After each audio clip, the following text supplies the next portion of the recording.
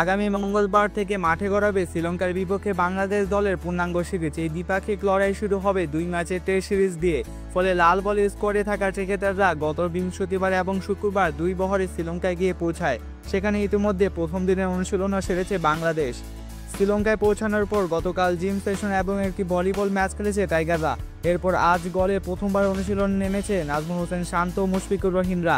একে একে অনুশীলনে মাঠে দেখা গেছে নাহিদ রানা, জাকির আলীদের। তবে এই অনুশীলনে দেখা যায়নি মেহেদী হাসান মিরাজকে। খোঁজ নিয়ে জানা গেছে জ্বরের কারণে অনুশীলনে যোগ দিতে পারেননি মিরাজ। টিম ম্যানেজমেন্টের একটি সূত্র থেকে জানা গেছে, সাম্প্রতিক সময়ে প্রথমবার জাতীয় দলের ওয়ানডে ফরম্যাটে পূর্ণাঙ্গ অধিনায়ক হিসেবে দায়িত্ব পান এই তারকা অলরাউন্ডার।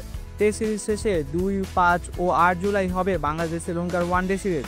সেটাই হবে মিরাজের অধিনায়কত্বের প্রথম পরীক্ষা।